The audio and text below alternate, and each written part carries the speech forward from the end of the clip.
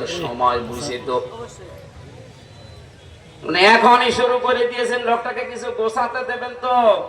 কত ঋণ তার মাথার উপর আপনি রেখে পালিয়ে গেলেন, আপনি টের পাচ্ছেন? সে তো দাঁড়িয়ে আছে এখনো, তাকে একটু সময় দেন, সে একটু গুছিয়ে নিন। না এখনই আমারে দেওয়া লাগবে, আসে সামনে আসে না, তার বাহিনী তুলে দেওয়া হবে। এখানে বিশৃঙ্খলা যারা করছেন, আজ বিদ্রোহ ঘোষণা করছেন, আপনিও আল্লাহর মামলার আসামি।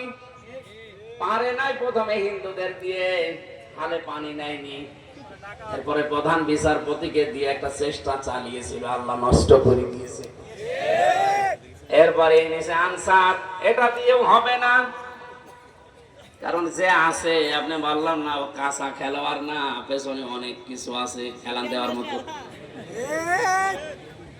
আমার মোবাইলে সর্বোচ্চ কল আসলে আসবে, সর্বোচ্চ আসলে আমার মনে হয় তারেক জিয়ার পিএস অপু ভাইয়ের কাছ থেকে কল আসতে পারে, কারণ ওনার সাথে আমি 3 বছর ছিলাম জেলে।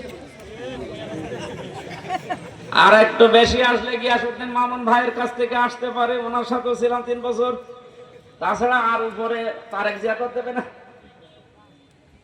ডক্টর মোহাম্মদ ইউনূসের মোবাইলে কল আসে বারাক ওবামার কাছ থেকে, জো বাইডেনের কাছ থেকে, শি জিনপিং এর কাছ থেকে।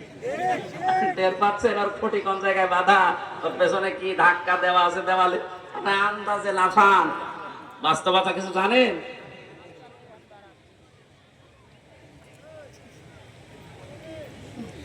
আজ অনেকে আপার কাছ থেকে মোবাইলে কল পেয়ে বলছে, আপা ঘাবড়াবেন না, আপনি ঘাবড়ালে আমার গরম হয়ে যায়।